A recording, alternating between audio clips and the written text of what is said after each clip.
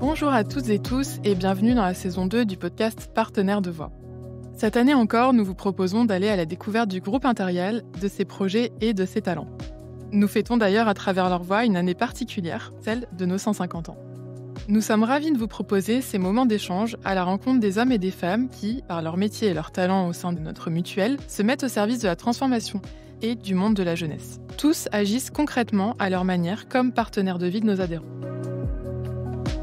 Ainsi, ensemble, nous apprendrons à nous connaître et ferons connaître, malgré la distance, les 1001 talents qui, chaque jour, contribuent à faire bouger le monde de la santé. Je suis Axeline Rogier, responsable de la communication interne et de la marque employeur au sein du groupe Interial, et j'interviewe aujourd'hui Axel Averbeck. Bonjour Axel. Bonjour Axeline. Je suis très heureuse de t'accueillir dans le cadre de notre premier épisode de la saison 2 du podcast. Déjà, merci beaucoup de nous accorder ce temps pour nous partager ton parcours. Et pour commencer, je vais te demander de résumer en quelques mots ton parcours, qui tu es et comment tu es arrivé chez Interial. Alors, donc moi j'ai un parcours un peu particulier parce que j'ai fait une licence d'histoire et un master d'histoire contemporaine. Donc je m'étais pas tellement destiné à entrer dans le monde des affaires publiques, même si je pense que c'est très lié. Et donc j'ai décidé à la fin de mon master recherche de suivre une voie plus professionnalisante. Je me suis dit qu'il était important d'avoir cette expérience professionnelle et de me lancer tout simplement dans ma carrière. C'est vrai qu'on a tendance à penser que le master histoire, un master recherche même de manière générale, ne conduit pas à un emploi. Et donc j'avais vraiment envie de prendre cette initiative. Donc j'ai fait un master en alternance affaires publiques européennes et internationales. Et je devais chercher une alternance. Et ce qui m'a plu à Interial, c'est ses relations avec les pouvoirs publics, et en particulier le ministère de l'Intérieur. Fils de gendarme, donc forcément, j'ai ces petits attachements personnels. Vraiment cette idée de travailler dans un écosystème à l'interface entre le public et le privé, voilà. Et donc, tu dirais que le fait d'être fils de gendarme, ça a influencé ton choix ? Exactement, je pense que j'avais cette fibre fonction publique, même si je pense que je l'ai forgée au gré de mes études, mais j'ai été très vite bercé dans cette notion de l'engagement, de pouvoir travailler aussi pour la population, d'accompagner mon père des fois lors de visites de casernes. J'ai vécu en caserne, donc forcément cet écosystème près des forces de sécurité, tout simplement. Donc ça a vraiment conditionné mon choix d'Interial, oui. Et donc, tu as choisi de rejoindre la DAP. Est-ce que tu peux nous en dire plus sur cet acronyme déjà et puis qu'est-ce que tu y fais ? Alors, la DAP, c'est vrai que c'est un acronyme un peu barbare. On se demande un peu ce que c'est. C'est la direction des affaires publiques. C'est-à-dire que c'est la direction qui est un peu le trait d'union entre la mutuelle Interial et les pouvoirs publics, avec des partenaires institutionnels, donc les directions centrales, les directions territoriales des ministères avec lesquels on travaille, mais aussi les partenaires syndicaux. Donc c'est vraiment cette idée d'un écosystème où on est ce trait d'union vraiment entre les pouvoirs publics et la mutuelle.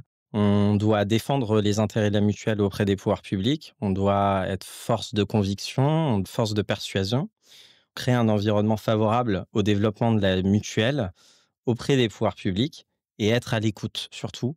C'est-à-dire, ça va passer par des événements, des notes de fond avec des réflexions avec les pouvoirs publics sur les métiers, les pratiques de ces métiers, et notamment via le Continuum Lab, qui est le think tank associé à la mutuelle. Donc, il y a vraiment cette idée qu'on est un acteur de représentation, d'influence. On est constamment en veille sur les actualités des ministères. Et cette question des relations institutionnelles, vraiment, c'est le cœur de notre métier, parfois un peu méconnu. C'est vrai que quand on dit qu'on fait des affaires publiques, on ne sait pas trop ce que c'est, ce que ça sous-entend. Mais il y a vraiment cette variété, même de journées. Aucune journée ne se ressemble. On peut faire de l'événementiel, des événements à l'extérieur. On est amené à faire des rendez-vous institutionnels, travailler avec des groupes de travail. Donc voilà, c'est vraiment tout cet éventail de missions et ce qui fait que c'est aussi passionnant. Et donc, tu parlais de pouvoir public. Est-ce que tu peux nous dire plus précisément quels sont tes interlocuteurs de la DAP au quotidien, pour ceux qui sont un peu plus novices dans le milieu ? En fait, on a une variété d'interlocuteurs, c'est-à-dire qu'on est amené à travailler avec les directions centrales, donc notamment On peut travailler avec les services RH sur des questions de bien-être au travail pour traiter de ces sujets d'accompagnement des agents en santé et en prévoyance. On est amené aussi à côtoyer des associations métiers avec qui on travaille sur des sujets de fond, notamment des réflexions sur les métiers en tant que tels, comment améliorer la pratique des métiers du continuum de sécurité et de justice. Il n'y a pas d'interlocuteur privilégié, si ce n'est d'avoir toujours cette écoute de qui peut venir vers nous, de qui a besoin de nous. Mais en termes d'interlocuteurs, c'est vraiment toutes les directions des ministères. Il n'y a pas de préférence particulière. OK, c'est très varié Mmh. effectivement. Tu as commencé à nous parler un petit peu de tous les sujets que vous traitez. Est-ce que tu peux dresser un peu le portrait de la semaine type? Alors, je dirais qu'il y a pas tellement de semaines type, si ce n'est qu'il y a des formes de récurrence dans la semaine où on sait qu'il y a des moments particuliers, je pense en début de semaine où il y a vraiment la formalisation de sur la semaine, qu'est-ce qu'on a comme projet, comme événement. On a vraiment cette idée qu'aucune journée ne se ressemble et c'est ce qui fait la force de ce domaine de métier. C'est tellement varié que je peux, un matin être présent sur un colloque, l'après-midi, être en réunion, de groupe de travail, comme le lendemain, accueillir un événement au sein, de notre siège, d'Interial à Paris, d'être présent, sur un événement en extérieur. Donc vraiment, il n'y a pas de semaine type si ce n'est qu'il y a vraiment cette alternance entre, plus de sujets de profondeur, puis des événements très ponctuels, puis ça accélère le rythme, puis on reprend un peu du souffle en travaillant sur, le fond du sujet, en prévoyant, même sur le long terme. Donc vraiment, il y a pas cette semaine type, je pourrais pas en dresser une. Vraiment, aucune semaine, ne se ressemble. Non, mais très bien, c'est une réponse, qui s'entend aussi et c'est intéressant. Est-ce que, parmi toutes ces choses que tu as citées, il y a des choses que tu préfères? Alors, c'est vrai que, j'aime beaucoup organiser des projets, comme des groupes de travail. Je trouve que c'est vraiment le cœur de notre approche métier, c'est-à-dire d'avoir, à la fois des sujets de fond où on va avoir le temps de traiter de ces sujets-là et d'organiser des moments de restitution très ponctuels. Donc par exemple, je pense, à notre dernière enquête, sur les technologies innovantes. J'ai beaucoup apprécié de travailler avec un groupe de travail au long cours et puis d'avoir un grand événement où on révèle, cette enquête, au public, d'avoir vraiment ce suivi. Cette idée qu'aucune journée n'est formalisée de sorte qu'on serait piégé par un rythme, particulier, mais d'avoir cette autonomie au quotidien, de traiter des sujets, tout simplement, qui font le cœur de notre métier, à la fois de manière très ponctuelle et à la fois, même sur une année. Et je dirais même que c'est les projets qui m'intéressent le plus et je pense que c'est un biais de ma formation d'historien en recherche, puisque j'aime beaucoup creuser le sujet, le plus possible, ne pas avoir cette idée que, un sujet pourrait être balayé en 5 minutes, mais en même temps, on est dans une direction un peu de l'urgence, à l'image de nos adhérents, puisque le ministère de l'Intérieur, c'est un ministère de l'immédiat, qui fait face aux urgences et j'aime particulièrement être challengé au quotidien et d'avoir, cette idée: «Bon, bah, on a un événement organisé demain. OK, c'est parti». C'est vraiment cette idée qui me plaît, dans le rythme, dans l'autonomie et le fond des sujets. OK et j'avais envie de revenir, sur les tes débuts chez Impérial, notamment, ta première année qui était en Mmh. alternance. Est-ce que, ça a été ça, les défis que tu as dû relever ou ça a été autre chose? Alors, je dirais que mon principal défi, ça a été de m'adapter très vite. J'étais pas du tout issu de ce domaine-là. Mon directeur, dès que je suis arrivé, il m'a dit, «On considère qu'on est en phase avec, le profil de nos adhérents au bout d'1 an. Donc, faut pouvoir être opérationnel bien avant. Mmh. Faut pas être opérationnel au bout d'1 an». Donc, il y a eu vraiment un défi, ça a été dès la deuxième semaine de pouvoir reprendre des sujets dus à des circonstances certaines. Ça a été mon premier gros défi que je pense avoir su relever, avec brio puisque ça m'a permis d'avoir, cette confiance en moi et plus un défi sur le long terme, c'est de gérer ce rythme d'alternance et d'école qui est toujours un peu difficile et je pense que c'est important de sensibiliser aussi, les collaborateurs au fait qu'il y a une forme d'investissement qui est souhaité par les alternants et qui parfois se confronte au fait qu'on est entre 2 mondes. De faire part de cette bonne volonté, mais de trouver les limites, de savoir se limiter soi-même et je pense que ça a été le plus grand défi de trouver, mon équilibre pas seulement un équilibre vie professionnelle, vie académique, on va dire, vie personnelle, vie professionnelle. C'est vraiment de trouver son équilibre dans le travail, de trouver ses repères, sa manière d'approcher les sujets, de son individualité dans le collectif. C'est Mmh. vraiment le défi principal et j'ai beaucoup aimé le relever puisque j'ai voulu continuer au sein d'Impérial. Et justement, qu'est-ce qui t'a donné, envie de rester, c'est ça, c'est l'équilibre que tu as trouvé finalement? C'est ça, c'est l'équilibre et forcément, l'équipe à laquelle j'appartiens parce que je pense que c'est important, d'être à la fois passionné de son métier, mais aussi d'être passionné avec des équipes qui comprennent cette passion.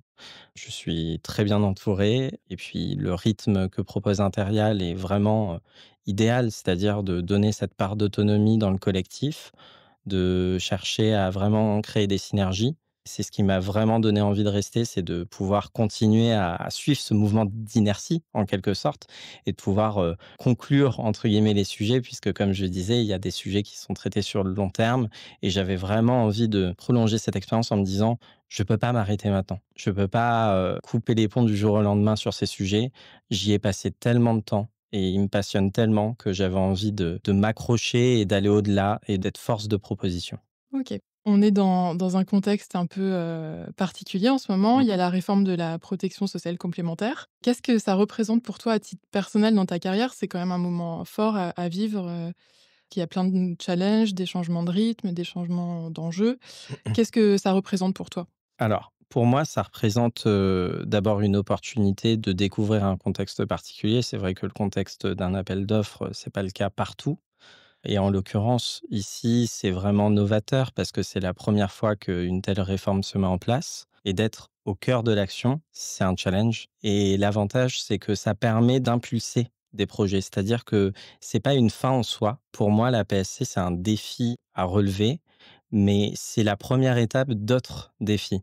La PSC, c'est un moment où on se dit, il faut qu'on soit force de proposition auprès des décideurs pour montrer qu'on est les meilleurs pour accompagner en santé, en prévoyance nos adhérents, mais c'est surtout leur dire: «On est bien plus que ça» et c'est vraiment ce grand défi que j'ai voulu relever en me disant: «Ça va être un moment fondateur dans ta carrière, c'est un challenge qui est commun en plus à tout le monde». Je veux dire, on est tous dans ce challenge de contribuer à quelque chose de plus grand que soi, en quelque sorte, et de faire preuve d'engagement envers ceux qui nous protègent. Donc pour moi, c'est un challenge qui peut être parfois, je dirais stressant, c'est normal. On est là, face à un moment, fondateur pour les pouvoirs publics et il faut, être à la hauteur de ce défi. Et je dirais que c'est du bon stress. C'est le stress qui nous permet de nous dépasser, de nous transcender. OK. Et tu as eu peur à un moment donné de justement, entre ton alternance et puis, ton entrée sur le marché du travail, de rejoindre Intériel, dans ce contexte un peu incertain, de savoir si on allait gagner, comment l'entreprise allait évoluer? Alors, bah, c'est vrai que la question s'est posée à un moment parce qu'évidemment, j'ai pas attendu qu'on vienne nécessairement vers moi, mais j'ai été aussi, moteur pour essayer de voir comment, je pourrais, continuer, l'aventure Impériale, ce qui a été, favorablement reçu. La question que je me suis posée, c'est vraiment de se dire: «C'est un moment qu'il ne faut pas manquer» parce que même si c'est un grand challenge, tu seras fier si tu as réussi et puis quand bien même ça n'aboutit pas, même si ça peut faire peur, où on se dit: «Mais au fond, qu'est-ce que ça va être mon quotidien après?» On se dit: «Mais il faut savoir se réinventer» et je serai au sein d'Intéal pour accompagner le changement, que ce soit positivement et je dirais même qu'il y a que du positif. Même si, la PSC n'aboutit pas, sur certains marchés, je me suis dit: «Je sais m'adapter et je ferai le nécessaire pour être force de proposition sur d'autres terrains». Voilà. Mmh. Donc c'est vrai que ça peut sembler impressionnant, mais ça a très vite été balayé en me disant que de toute manière, le professionnel, c'est fait d'aventures, c'est fait, de péripéties, c'est fait de moments, où parfois ça peut toucher à sa fin, mais il faut jamais s'arrêter, il faut continuer sa route. Bah, c'est fou que tu réfléchisses déjà comme ça, à ton âge. Et justement, on va parler d'âge. Tu as récemment été récompensé dans le cadre des talents de l'assurance dans la catégorie moins de 30 ans. Alors, tu pas dit ton âge, tu peux peut-être nous le dire maintenant? J'ai 27 ans, Voilà. depuis peu. Donc, est-ce que cette récompense, elle signifie quelque chose d'un peu particulier, pour toi? Alors, ça signifie quelque chose d'un peu particulier parce que, déjà, il faut savoir que les talents de l'assurance, ça arrive peu de temps après ma remise de diplôme, c'était en décembre dernier. J'ai un modèle dans ma vie, c'est ma mère. C'est un modèle de motivation, de résilience Et le fait d'avoir, cette récompense, c'est de me dire aussi, «Axel, au fond, tu mérites d'être reconnu dans ce que tu fais au quotidien». C'est une chance de se dire que ce qu'on fait, compte, pas seulement pour soi, mais aussi pour les autres. D'être reconnu dans sa démarche au quotidien, sa démarche professionnelle. Puis comme je disais, je suis pas issu de ce monde-là, donc j'ai un peu ce sentiment où je me dis, «Bah, j'ai réussi à me faire ma place» aux côtés de personnes qui inspirent, notre action au quotidien, puisqu'il y a beaucoup d'autres talents à Interreal, et je suis convaincu qu'ils sauront être, primés un jour. Mais c'est vrai que durant cette soirée, d'autres talents ont été récompensés à Interreal et c'est vraiment un honneur. C'est une fierté, en fait, de pouvoir figurer aux côtés de ces personnes-là. On t'a dit plein de choses qui sont assez inspirantes, quand on se pose la question de rejoindre une entreprise ou pas. Justement, est-ce que si tu avais un conseil à donner à quelqu'un qui vient d'intégrer Interreal ou qui se demande s'il doit intégrer Interreal, qu'est-ce que tu lui dirais, Je lui dirais que qu'Interial offre quand même une opportunité de s'épanouir. Je pense qu'aujourd'hui, je vais paraître un peu boomer en disant ça, mais les nouvelles générations, elles aspirent vraiment à être, dans cet équilibre vie professionnelle, vie personnelle. Je pense qu'Interial offre cet équilibre, cette possibilité d'atteindre cet équilibre. Je dirais en conseil d'être curieux. Ça peut sembler un peu bête dit comme ça, mais il faut pas hésiter à aller voir les autres. On est dans un collectif et parfois, par pudeur ou pour le fait de ne pas oser parce qu'on se dit qu'on n'est pas légitime. Déjà, faut balayer le syndrome de l'imposteur, hein, et pourtant je suis le premier à ressentir ça. Mais il faut le balayer parce que si on entre à l'intérieur, on s'ouvre à tellement d'opportunités de découvrir des personnes humaines, des personnes qui sont professionnelles, mais qui ont aussi beaucoup à apporter personnellement. Donc vraiment la curiosité de se dépasser aussi, d'être moteur, de pas attendre, que quelque chose se passe, mais de montrer qu'on est capable de travailler avec, un peu dans cette transversalité. Parfois, il y a des directions avec lesquelles on est amené à ne pas travailler, mais d'être curieux sur ce qu'ils font quand même. Parce que ce collectif, même si on ne voit pas tellement la synergie à un instant T, on se rend compte que, bah, par effet boule de neige, lorsqu'on travaille sur un sujet, bah, il est peut-être amené à être sur la table d'une autre direction avec laquelle on n'a pas d'interaction propre. Parce que c'est aussi ce qui permet de se sentir valorisé et de se faire sa place au sein d'une entreprise. C'est de se dire, on est légitime, on a été sélectionné parmi des candidats, on a la chance de rejoindre cette entreprise, saisissons cette chance. Mmh. Et quand tu parles de transversalité, est-ce qu'il y a des directions avec lesquelles tu travailles, particulièrement? Tu as des exemples concrets comme ça de projets un peu transverses? Pour le coup, moi surtout, je suis amené à travailler avec la direction de la communication, puisque c'est vrai que la frontière peut être un peu poreuse, des fois sur les sujets de partenariat, puisqu'on est amené à avoir des actions entre guillemets de communication institutionnelle. Donc on est amené à avoir cette synergie et très vite, bah, ça peut sembler tout bête, mais mon premier déjeuner, au travail, ça a été avec la direction de la communication et ça m'a permis de m'ouvrir vraiment à d'autres directions. On est amené à travailler aussi, beaucoup avec la présidence, puisqu'on est dans un objectif de représentation et donc parfois, ça a eu un peu cet effet où non pas qu'on se sentait à l'écart, mais c'est vrai qu'à la direction des affaires publiques, c'est un peu particulier, on est un peu partout et nulle part à la fois. Donc c'est vrai qu'il y a vraiment cette idée d'aller vers les autres parce qu'ils n'ont pas nécessairement le réflexe d'aller vers nous parce qu'ils ont l'impression qu'on est éloigné de leur sujet. Mais mine de rien, je sais pas, des directions techniques, bah, quand on a besoin de renseignements sur un adhérent qu'on va rencontrer, bah, voilà, on va avoir des directions techniques en disant: «Est-ce qu'on accompagne bien cette personne? Est-ce que, cette personne, on a pu répondre à ses sollicitations?» Voilà, donc vraiment d'être dans cette transversalité, même avec des directions avec lesquelles on n'est pas amené à travailler au quotidien. D'être au moins curieux sur ce qu'ils font, sur ce qu'on pourrait leur apporter. Moi, j'ai un exemple tout bête, mais parfois, je vais voir, je me souviens la direction actuelle de Julienne Garnier sur la transformation. On n'est pas amené à travailler avec elle, directement, mais en attendant, on discute beaucoup et ça permet d'avoir un autre point de vue sur nos sujets. Et est-ce que vous êtes, justement dans ce contexte politique dont on vient de parler, est-ce que vous êtes, confrontés, à des difficultés particulières qui font que ce que tu as connu en arrivant chez Impérial, là, 1 an et demi plus tard, c'est plus tout à fait la même chose? Est-ce que tu as une façon de les résoudre? Alors, la principale, difficulté, même si ça n'est pas tellement une difficulté, mais c'est plus un bouleversement, c'est qu'il faut faire très attention dans nos démarches parce qu'évidemment, la direction des affaires publiques, on a tendance à être aussi un peu catégorisé parce que parfois on a un peu l'image du méchant lobbyiste qu'on peut avoir un peu dans les médias publics. On n'est pas du tout dans cet ordre d'idées, mais ça demande des précautions parce qu'un contexte d'appel d'offres, il y a une procédure à respecter. C'est une procédure très juridique et ce qui est aussi, important, c'est dans notre quotidien de voir quelles sont, on va dire, les frontières de notre activité. Qu'est-ce qu'on peut et qu'est-ce qu'on ne peut pas faire? C'est important d'être toujours à l'écoute, mais d'avoir cette forme, non pas de distance, mais en tout cas de précaution dans le contexte actuel, de se dire: «On ne peut pas tout faire» et à juste titre. C'est important de respecter les procédures. Mais de continuer à exercer dans notre quotidien ce qu'on aime faire, c'est-à-dire être à l'écoute des gens, les accompagner, mais toujours, en étant vigilant pour respecter les frontières puisque on travaille avec des décideurs publics. Mmh. C'est quand même, des cibles, institutionnelles. C'est des cibles, qui sont, je dirais, elles-mêmes soumises à des prérogatives importantes, mais de pouvoir toujours avoir cette marge de manœuvre et ça, je pense qu'on peut l'avoir davantage sur les sujets de fond. Et je pense particulièrement au Continuum Lab en l'occurrence, puisqu'on peut continuer à traiter de sujets de fond et de montrer que tout ne s'arrête pas à la procédure normalisée de la PSC, pour reprendre le terme juridique correct, mais que, ça n'est que le début de quelque chose.